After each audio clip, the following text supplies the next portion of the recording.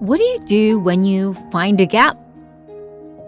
I think this is a question you keep hearing every time you tune into this show, right? Because a lot of our innovators are often in this situation. You find a gap, a challenge, or problem, and they scratch their head and say, wait, what if I can do something about it? Well, today's guest is no different. And as he's still building out his business, it's inspiring to see how far he's already gone and how much further he plans on going. Meet my friend Yao Zhao. He is the founder of 50Hz Tingly Foods and is on the mission to rethink how he can bring Sichuan pepper flavor into all food and beverages that you enjoy and snacks.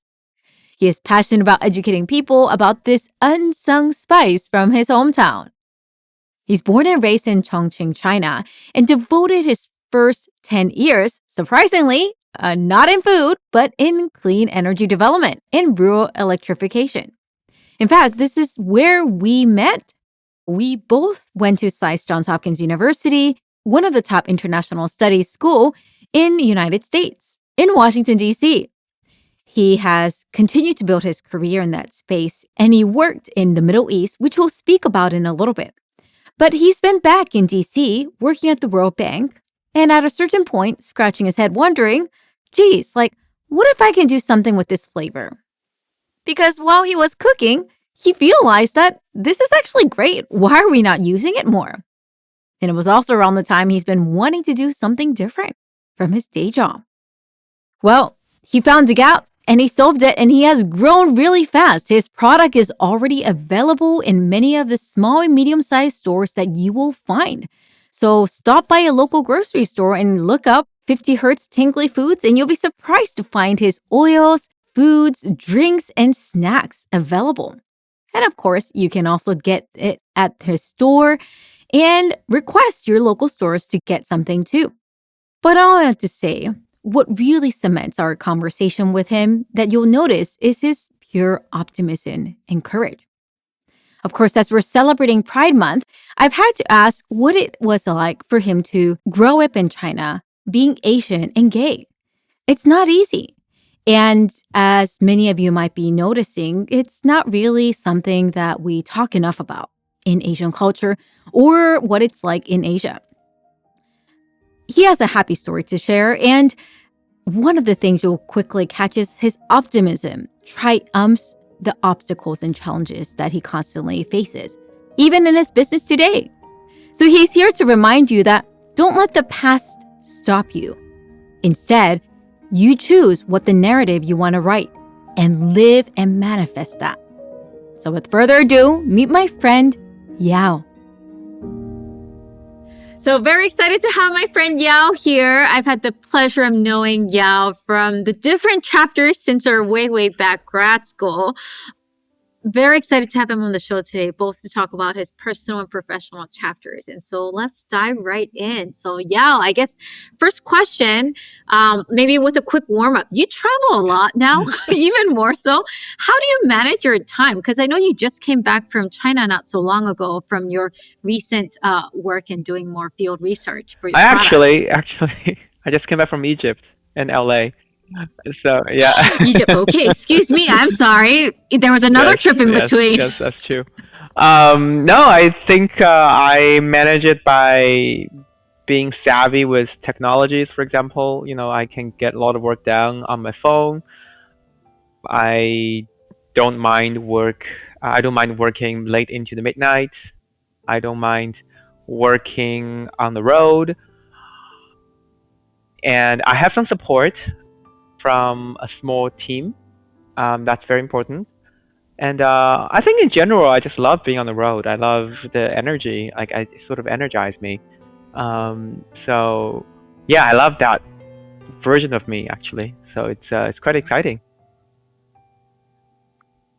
Love it. Well, it speaks very much to the volume of the person I met, Yao, since way back in 2011. Wow, I know. Can you believe it? It's been a while. So long. Yeah.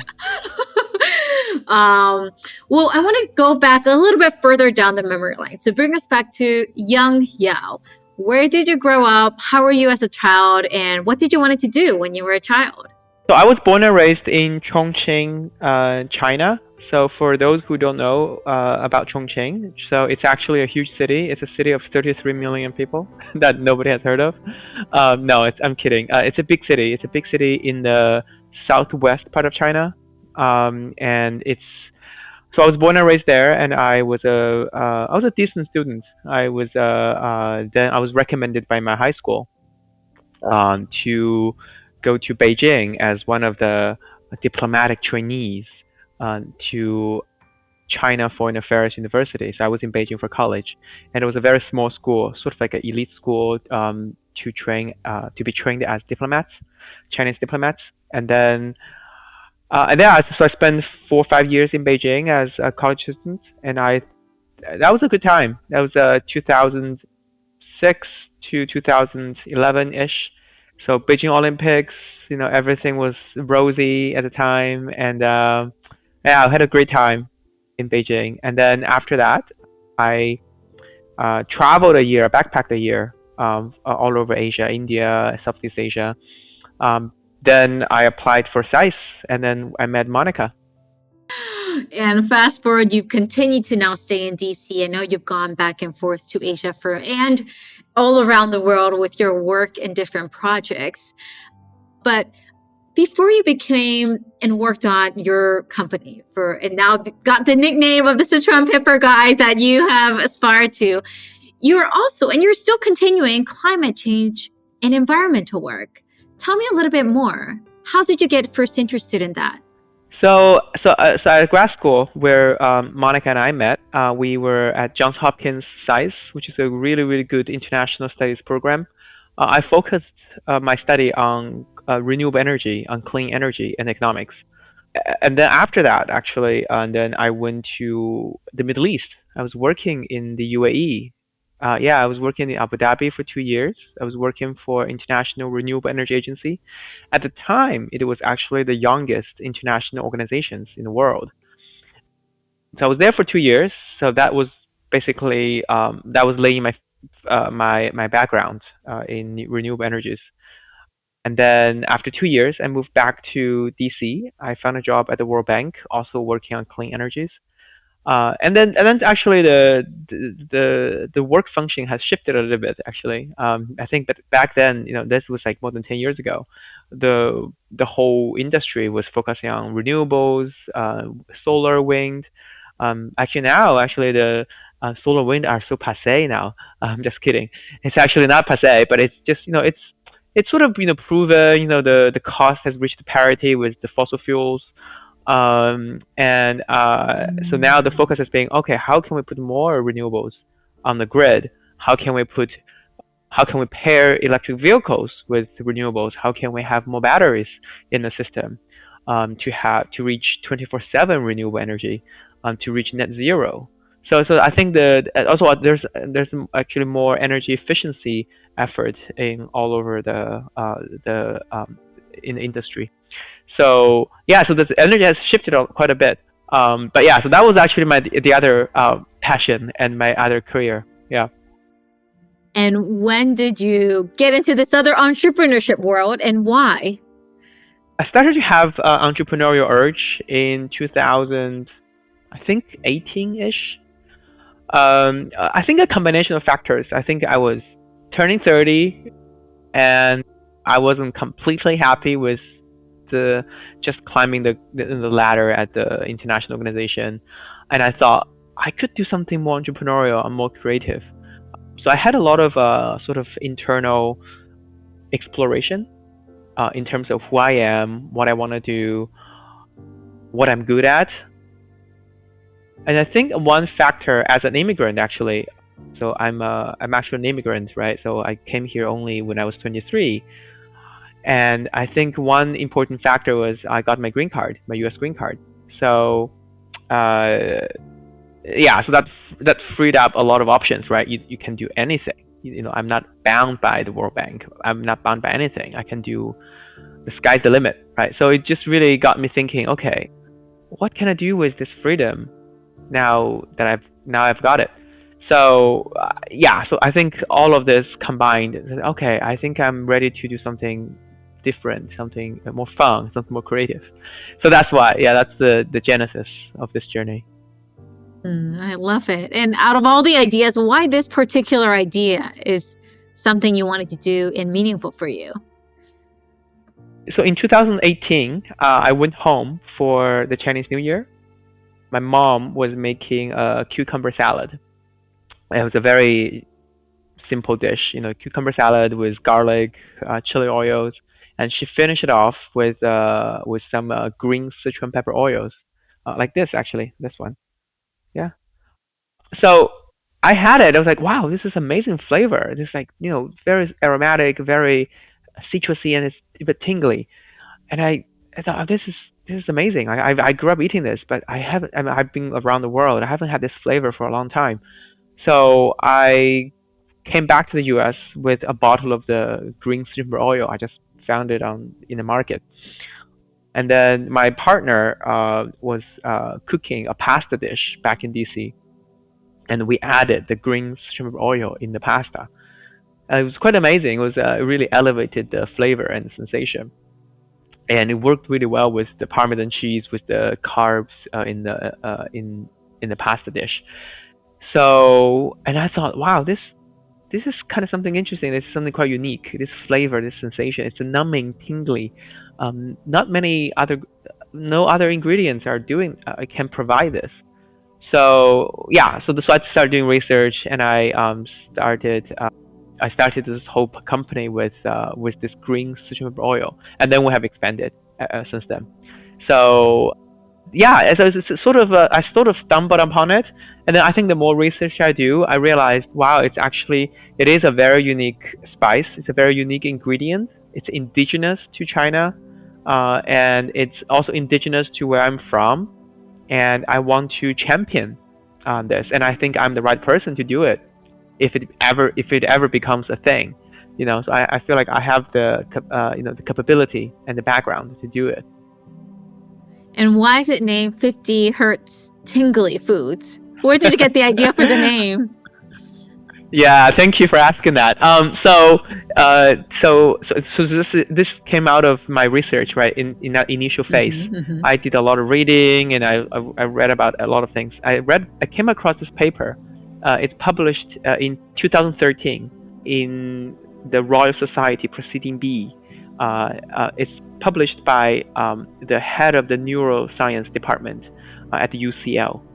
The paper is basically saying Sichuan pepper, the buzzing, tingling, numbing sensation, it vibrates. It makes your tongue vibrate at 50 hertz. That's the buzzing frequency. I didn't know that. And I thought it was super interesting. And at the time, right, I was ideating the business. So I thought, actually, why don't I name the business as a 50 hertz? And I emailed the professor, and he was actually delighted to hear someone is gonna use his scientific work. Right. So I actually went to see him 2 years later. Yeah, so I actually met him in person. He was cool. It was very nice. Reading his paper. Oh yeah, of course. Yeah. I sent him a lot of. He actually posted a selfie with him holding the oils actually, and posted on his Twitter. Yeah, and someone else sent it to me actually. I don't use Twitter, so. Did he get to try your products? Yeah. Oh, that's amazing. And are you doing this now full time, or are you still working at the bank and balancing this? No, I am still doing some part-time consulting work for the bank. Gosh. Yeah. How do you manage your time then? Is that why you were in Egypt for the bank? No, actually, that's not. I did actually travel a couple of times for the bank while working on this. That was really, really bad, actually. Because I remember I was in Saudi actually last year. I was in Saudi for the World Bank work, and I actually have to. Yeah. We were also actually in Target. We were in the Target Accelerator program. So that was really hard. I guess I was like on the conference calls like 3-4 a.m. And I have to wake up at 7 to go to like client meetings. That was a very tiring, exhausting few days. that week. But you made it, Yeah. and I know you've been getting a lot of recognition. Congratulations. Oh, I mean, it is super thank you. inspiring and exciting to see your growth. Because how long has it been now? It's been a few It's years. been 4 years, so since the pandemic. So I started right Wow. after the pandemic. I officially Yeah. started. I started ideating, since 2008, right? So Mm, 2018. But I officially started 2020. The pandemic hit. I had some time, and we're working from mhm. home. So I said, okay, I started this. Yeah. Well, one of the things I want to get a chance to explore deeper is just like how one chooses to do all of this, right? Like when we hear these amazing stories online and like hear like innovators, like that's cool, but like let's go down to the nitty gritty because as you have hinted gently that it's not easy. There are some sleepless nights Yeah. and Oh my many god. sleepless Oh my travels god. Yes. that you go through.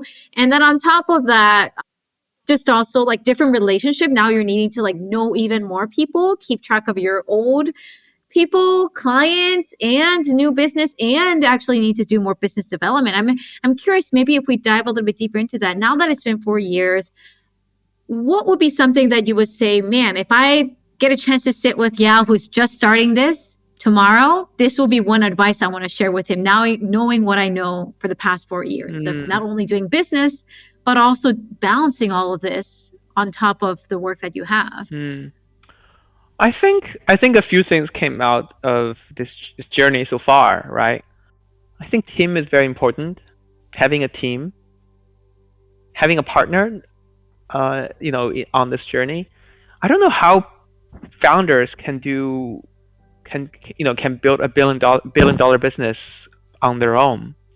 I just found it so hard. I mean, I did it. I did it for the first almost 3 years, actually 2.5 years. I had some help, of course, along the way, but I think officially I have incorporated, like a co-founder, only until like the third year or like the 2.5 years later. So yeah. So I think if I have to do this all over again, I think having a partner at the very beginning, um, could be useful. Share the ideas, share the journey together, and make the decisions together. So I think that's one takeaway. I think the other thing is, I think it's okay to be scrappy, to be bootstrapping, but man, if it is nice to have some, financial backing. And I got very lucky, because I can tell you in a bit, because of some opportunities in New York Times and stuff like that. But I think, it is nice to do this properly, really plan it out, having a business plan. But I don't have any of this, to be honest with you. When I started, I was being very scrappy. I didn't know what I was doing. But I think having, I don't know, a mood board, a branding, and all of that. Now I'm like building it. Like I'm like catching up. So yeah, it's a sort of a tricky balance. I think, but definitely having a partner, having a team, I think it's very important from the get-go. Yeah. Building on people, I think it's so important also how you hire and fire and recruit them and maintain and retain them. Tell me a little bit more. What are some tips and tools that helped you not only to hire the right people, but retain them? I know it is hard. I mean, I think as Yeah. you are a fellow founder as well, entrepreneur. I think it is hard, and can get very personal, can get very emotional. And I have actually, I think the journey of entrepreneurship is also a journey of sifting through people, good ones and bad ones. Actually, most are just all mediocre. You pay them to do something, and it's a normal distribution. At the bell curve, it's just mediocre people. There are, once in a while, you meet some really excellent people, and how to keep them. I think money is important. I think financial incentives are definitely helpful if you have some backing. But also, I think we try to tell the story. Right? You have to tell them something we're building. I'm not just selling peppers. I'm just selling citrus peppers. We are creating a new category in food and beverage. We're creating a new tingly, numbing sensation. So, and if we are successful in the future, you are one of the people who made it happen. To me, that's very attractive to me. So I hope that's attractive to them, right? So I'm trying to sell that story as well. But also at the same time, on the other end of the bell curve, you also meet some very bad people, right? And you get burned, and it's terrible. Like I mean, I don't know if you are lucky enough not to have encountered this kind of experience, but yeah, I mean, I have had. Right. So you meet some people. They lied to you.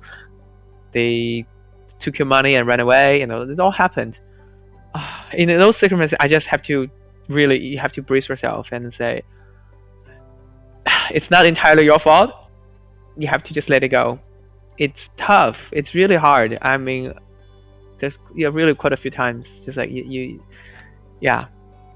As a young, especially as a young company, and you learn something out of it. So building on that a little more, I mean, how do you balance when there are those difficult moments, right? Like, I think as leaders, as innovators, there's always going to be a moment where like things just completely do not go well. Maybe it's because of the bad person, environment, situation, out of hand. Maybe I'm actually the bad person in that context, right? Sometimes we're the very bottleneck to the problem as well. What do you do when that happens? Yeah. How do you get back up? What helps you navigate those difficult moments? I think time helps. You just need to give yourself some time, and then it will dissipate. That hard feeling, that self-doubt, it will heal eventually. But also when you're in the middle of it, I think talking to people helps, because you found out, oh, I'm not alone. Every founder are hurt. Every founder are burned by these things. So I think talking to people you trust, having a community, not even a community, just having, I don't know, 2 or 3 people you trust, mentor, or just fellow founders, fellow entrepreneurs that you could talk to, you could trust. I think talk to them really helps. And then you also need to build a very strong mental shield. Just have to tell, I literally have to tell myself, like, I need to get up and then keep on going. Like, this will pass. Like, this will pass. And it is so hard. I know actually we recently had, it's just unavoidable. And it's like, it's you just pray, hopefully this year we don't get another burn like this, and then you hire better. Also, I think I learned a couple of things. One, never pay anyone in advance. If they ask you to pay them in advance, salary or anything, I would be very careful about it. I think the second thing is if you have to pay a contract and then there's no installments, you have to pay in one go, there's no recourse, I probably wouldn't do that ever again, because then you're really beholden to their I don't know, kindness, generosity, right? So yeah, I think these are the things. I think as young founders, you're so enthusiastic, you tend to trust people. I think it's true. I think in general you should, but after a few accidents, you learn something. So yeah. Well, it speaks of the importance of like how to balance kind of the open naivety spirit to keep trying and doing something new, yet the realist voice of like, okay, is this being perhaps too generous and like, assuming only goodness versus like, have I really checked all the boxes? And kind of balancing that both, I think, ends up being very hard, as you have pointed out. Hopefully the good intention is manifested. And sometimes it's on the reverse too, right? I think sometimes as a service provider, I'm on the opposite side, where maybe because they've had experience being burned by other people, they were like, oh, Monica, like, we'll have to pay you like 30, 60 days later. But like in the meantime, I have expenses, so that piles up. So it's a whole systematic question that you raise of like, how those experience both as founders, but also in business cycle, that causes a bigger opportunity and gap for both parties. But thank you for raising that, because I think Yeah. it's so important. Because these are the type of things that I think on paper, we don't really know. We don't get to know and how to navigate it until we're in those moments. And speaking of also, the whole industry experience and as you're growing, I'm curious, I don't know if you're allowed to say this, but like, would you want to do your business full time? And if so, when would you want to do it?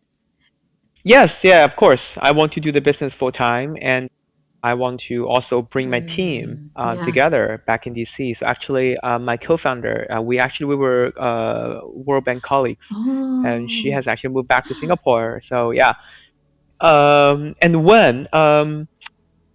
I think I will okay. know when it's ready. Like I will know. Right now, mm, I feel it's okay to balance it out. But yes, the goal is actually to do this full time and then really to expand.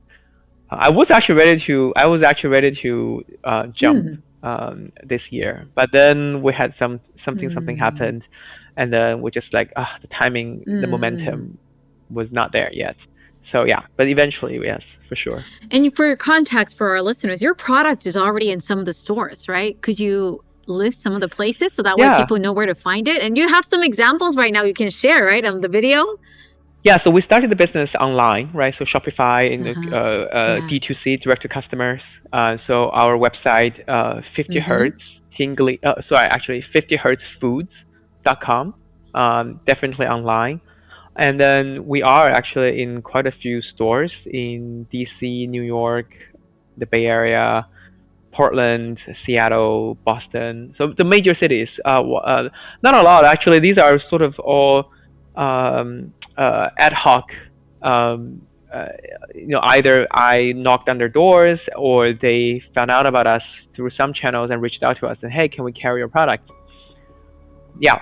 So we have the oils. We have the oils.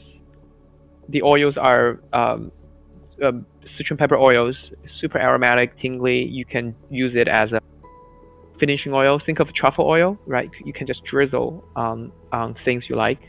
Pasta, scrambled eggs, noodles, dipping sauce, really, really excellent. Very, very easy to use. And then also, of course, the peppers, right? The actual citron peppers. Actually, I don't have any around me, but it's the actual citron peppers. You cook with it. Mapo tofu, kung pao chicken, all of these famous Chinese dishes, you would need them.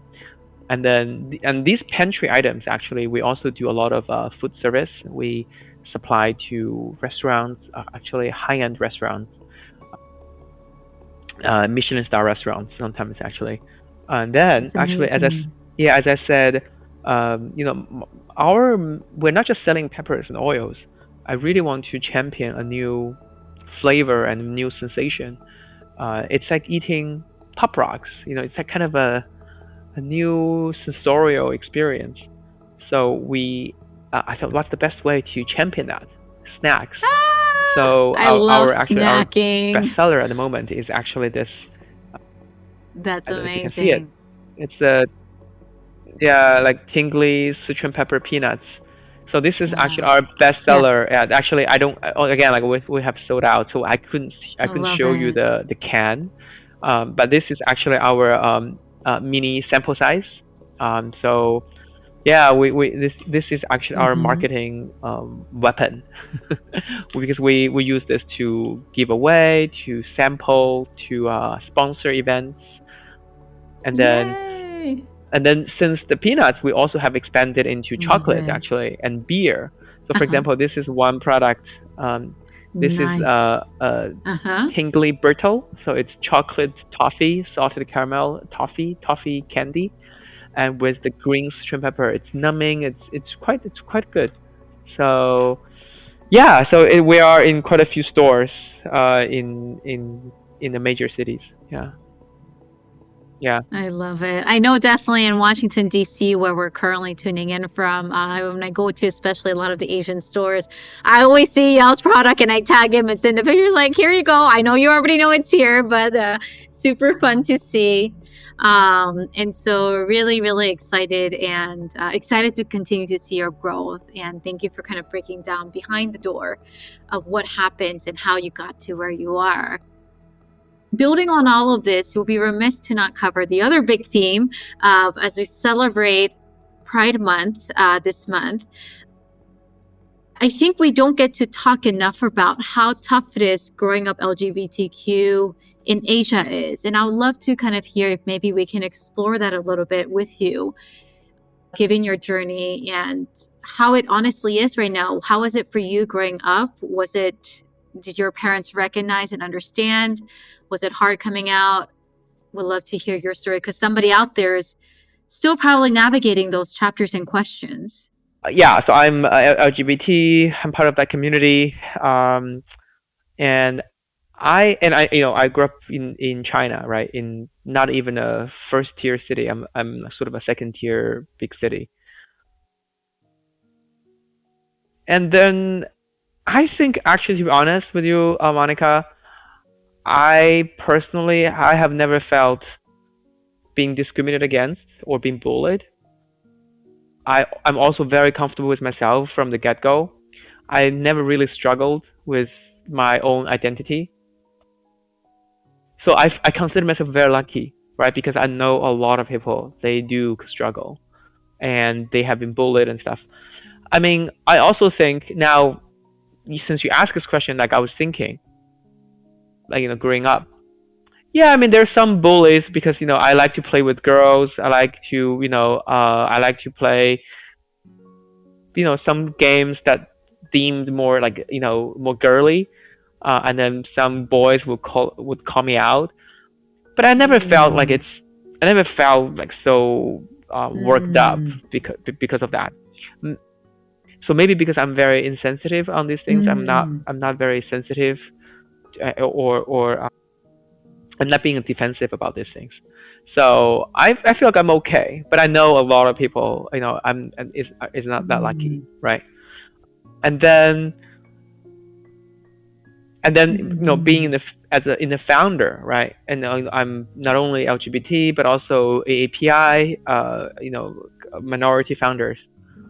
There are a lot of support actually when you are in that category. So, for example, I mentioned earlier we were in the Target Accelerator program, and I have to give a lot of credit to Target, right? Because we were very lucky to be selected to be in this program. I think there was only 20 founders selected per cohort, and they really focus on minority founders like Asian, Black, Latino, and also they give a lot of support.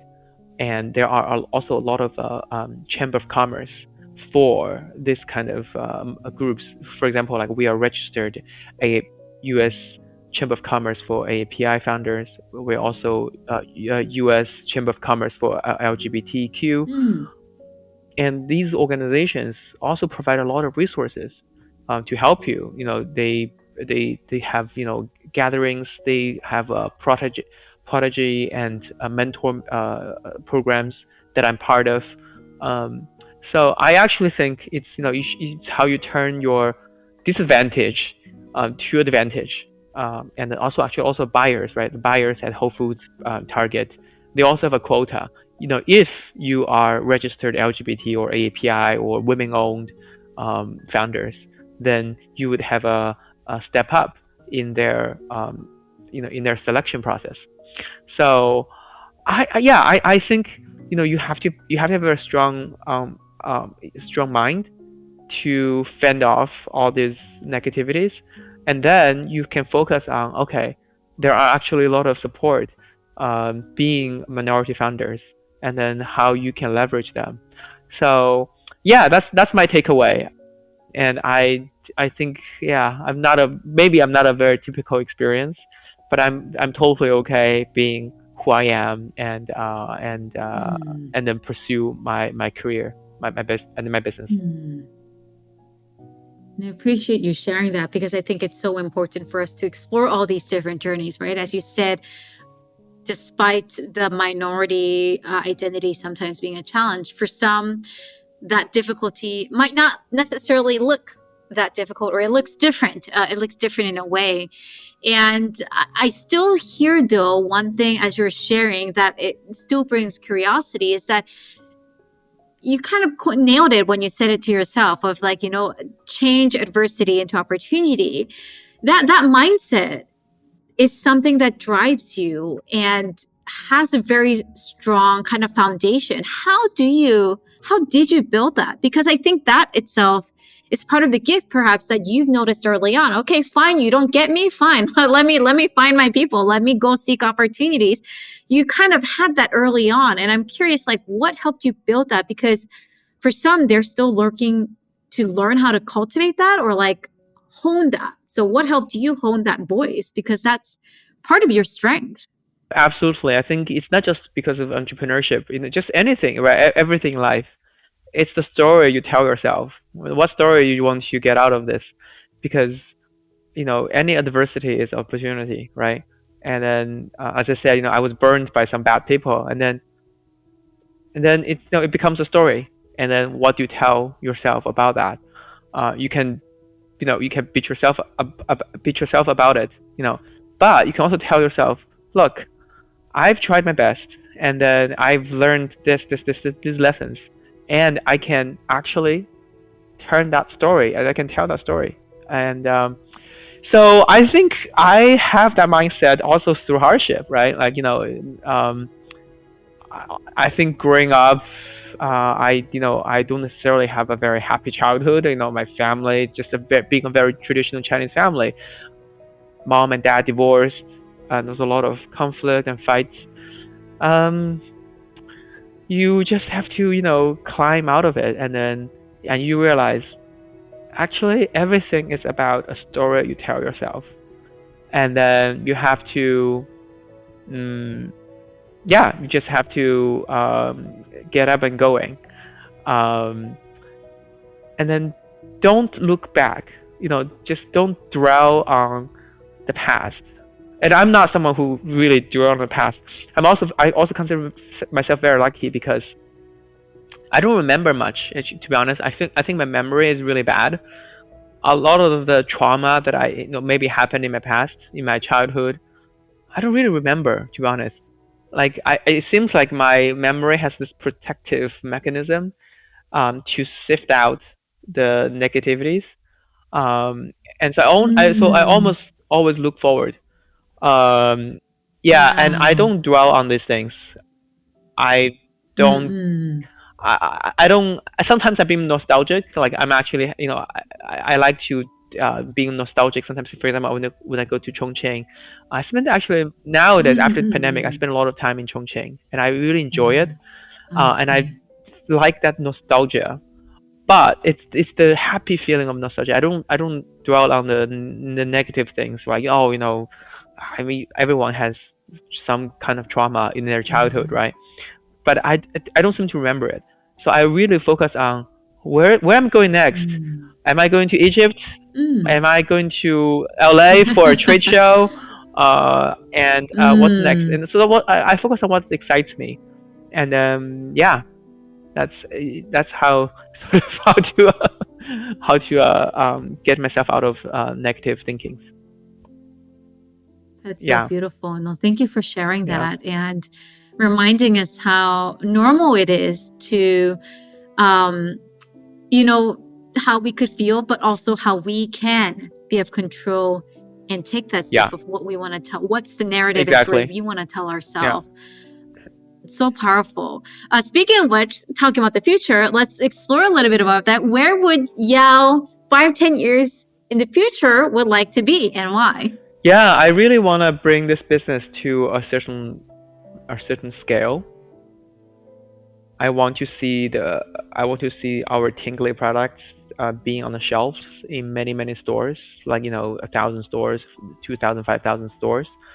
Um, and I want to actually bring the revenue also back to the sustainable farmers. We want to open up more demand. from overseas, and then to boost the sustainable industry in my hometown.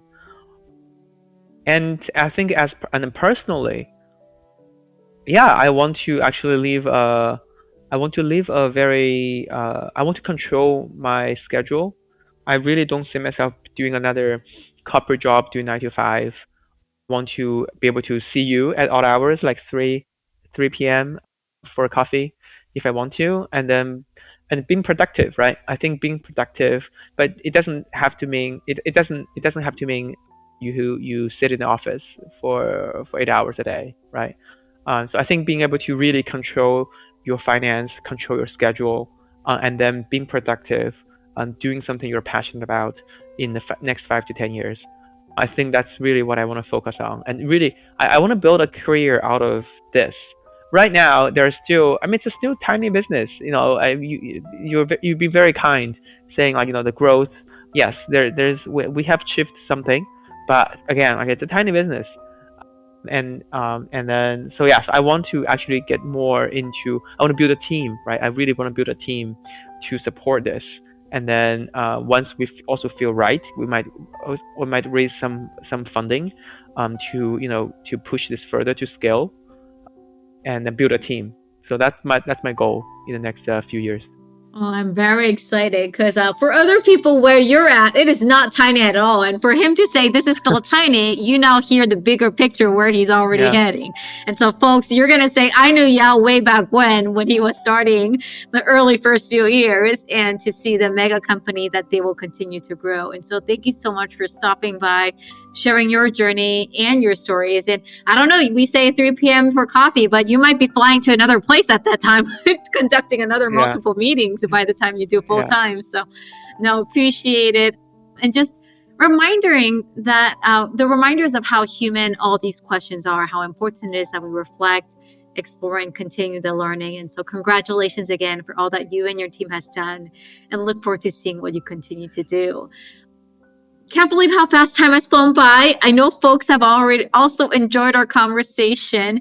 As we wrap up, I'd be remiss to highlight a few final questions with you. So one of the questions I've asked all my guests as we celebrate the different months, learning about different innovators and different kind of identities and industries, is just getting our guest help to better empower and learning about other innovators. And so, Yao, if you had to shout out 3 innovators that we should follow who happen to be somebody who is from LGBTQ, who are they and how can we learn more about what they do? Ooh, 3.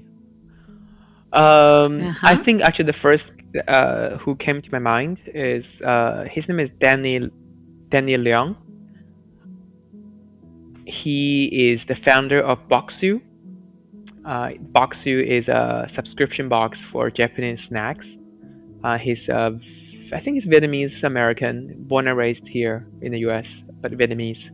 LGBT, super smart, went to Stanford, worked for Google, and now built a snack subscription box from Japan. Raised, I don't know, I think $20 million, just doing snack subscription, And I met him a couple of times in various occasions. I don't know him that well, to be honest, but watching his journey and how unapologetically he pursues his journey and he lead his life, it's quite inspiring, actually. I wish I had the guts and the audacity, to be honest with you. Like, I feel I am I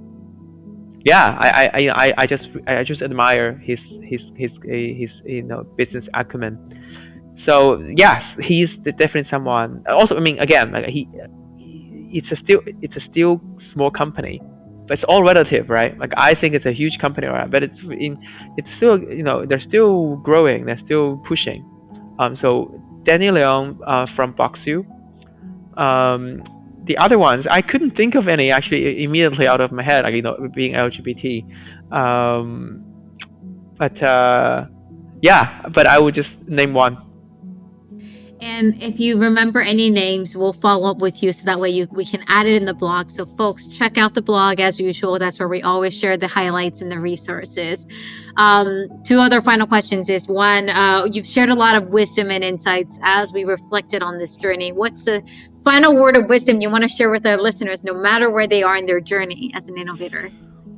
I feel calm is the strength. In any circumstances, just remain calm.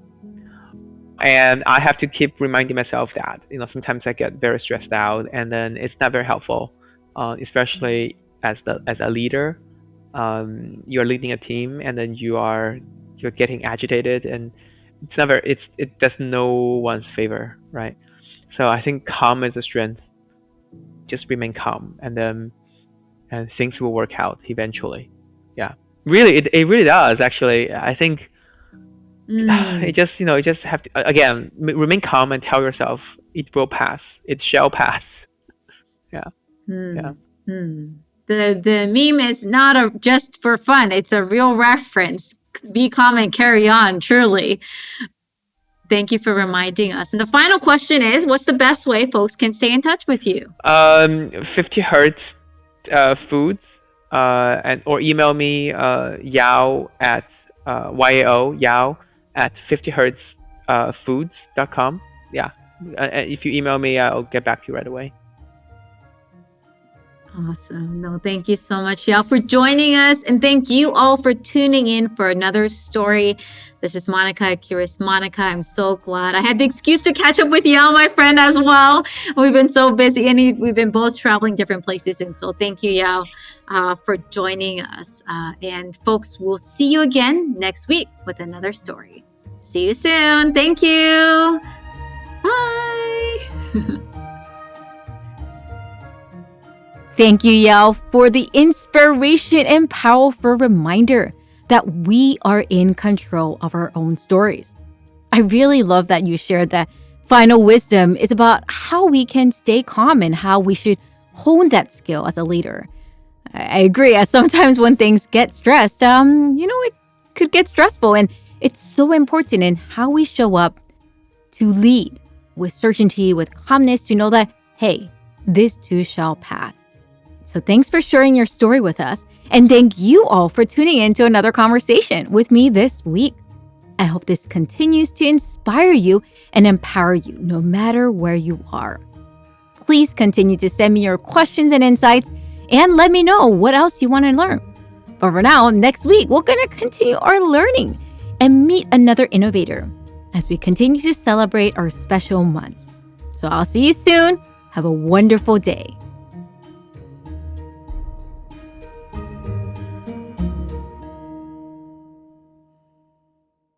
Thanks so much for tuning into today's episode. Your support means the world to us, so we're so glad you're here. Want to do a little shout out for those in the team who made this possible. Thank you to everyone at Innovators Box Studios. Audio engineering and production is done by Sam Lamert. Audio engineering assistance by Ravi Ladd. Website and marketing support by Kree Pandey. Graphic support by Leah Orsini. Christine Eribal. Original music by Innovators Box Studios, and executive producing, directing, writing, researching, and hosting by me, Monica Kang, founder and CEO of Innovators Box. Thank you for continuing on the journey of how to build a better workplace and thrive with creativity. Visit us at innovatorsbox.com and get some free resources at innovatorsbox.com/free. We look forward to seeing you at the next episode. Thank you and have a wonderful day.